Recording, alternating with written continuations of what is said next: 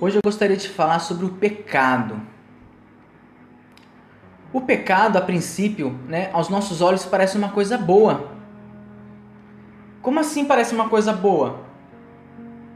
Ora, se o pecado fosse ruim, para a nossa carne, quantos de nós iríamos pecar? Ninguém. Na realidade, o pecado a princípio parece ser uma coisa boa, uma coisa agradável à nossa carne, aos nossos desejos, às nossas ambições.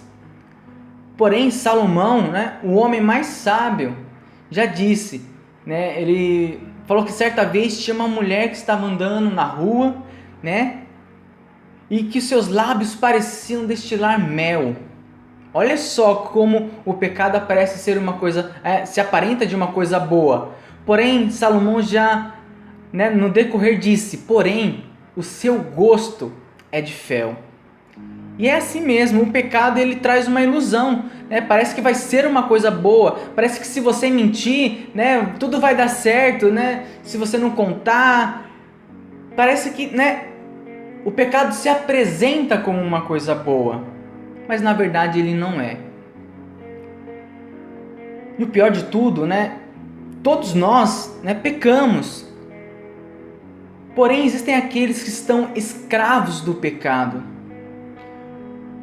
Eu vou te dar um exemplo, o quão ruim é ter uma vida cheia de pecado. Talvez, assim como eu, você já tenha visto algumas entrevistas de políticos, deputados, senadores, não estou falando de um político específico, mas você vê que quando eles falam, parece que o medo está no seu olhar. Será que descobriram? Como que eu vou fazer com que pareça verdade? Olha só, uma vida de corrupção não é fácil. Uma vida cheia de pecado não é fácil. A nossa alma cansa. Assim como o pecado de corrupção, existe o pecado na área sexual, pornografia, adultério.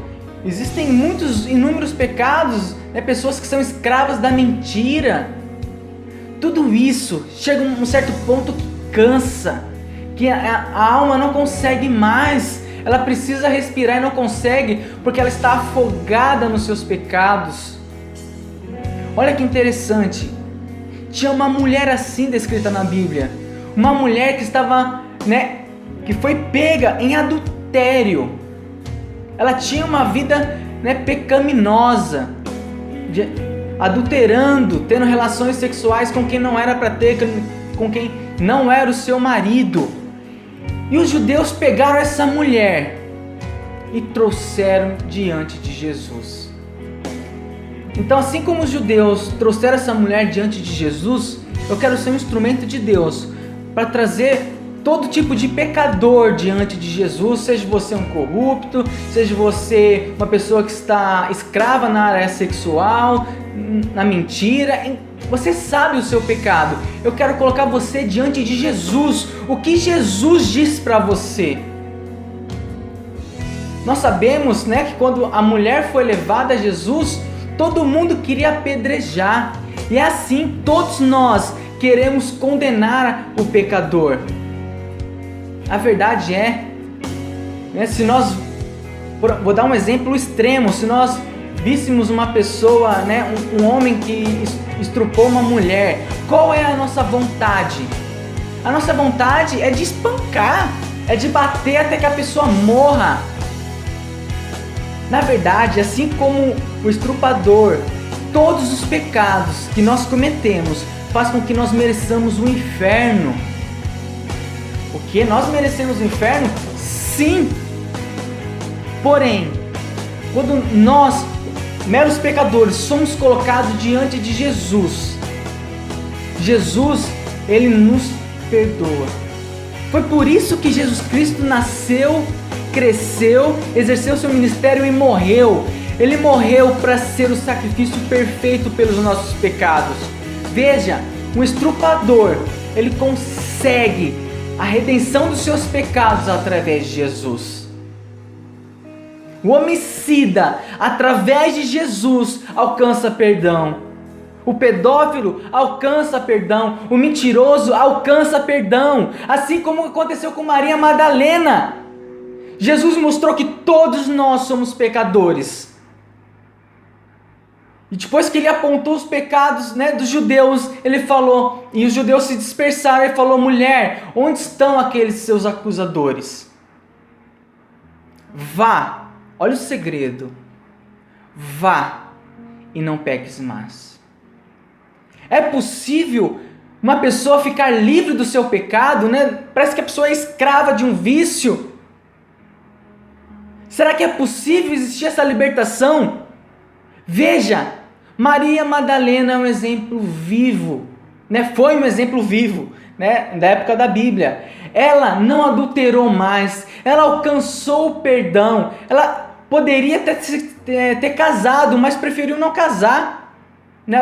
Pelo menos eu não encontrei nada a respeito na palavra de Deus.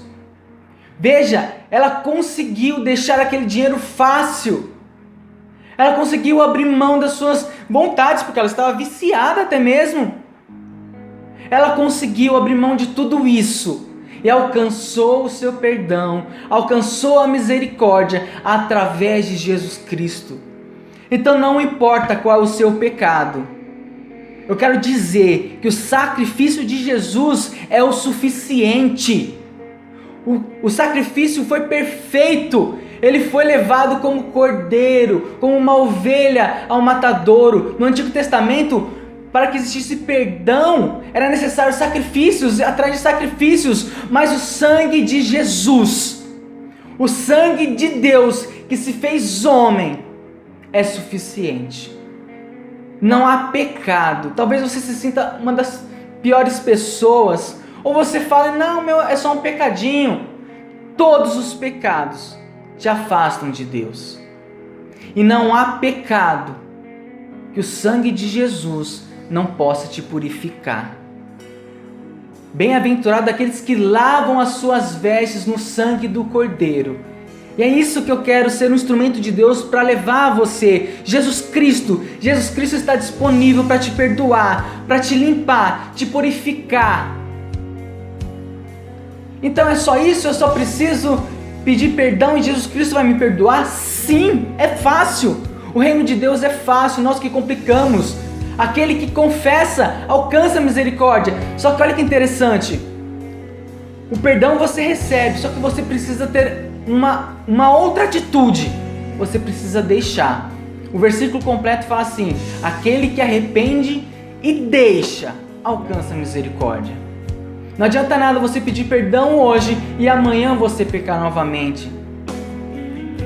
Note, existem dois tipos de pecado, Aquele pecado que você premedita. Olha, eu vou fazer isso, eu vou mentir, eu vou brigar. Você antecipadamente escolhe o que vai fazer. Existem pecados que são como um acidente, Nossa, não devia falar, mas escapou, Eu estava irado. A ira em si não é pecado, mas no momento de ira você abriu a boca sendo que não era para você abrir. Então, o pecado tem que ser um acidente. Você não pode premeditar o seu pecado. Olha que interessante, a palavra de Deus fala que aquele que repete o seu pecado é comparado a um cão. Assim como o cão volta ao vômito, é o tolo que repete a sua tolice. E a palavra de Deus também fala: quanto aos cães, eles não herdarão o reino dos céus. Veja, a palavra de Deus, ela serve para duas coisas. A primeira e principal, que é o seu objetivo, a palavra de Deus serve para te salvar, que essa palavra possa alcançar a sua vida e você obter o perdão através de Jesus. É Jesus quem te purifica. Mas a palavra de Deus, ela também serve para condenar o homem. Eu não tive oportunidade, eu não sabia. Ora, você ouviu a palavra. Então, a palavra ou ela te salva, ou ela é um instrumento para te condenar.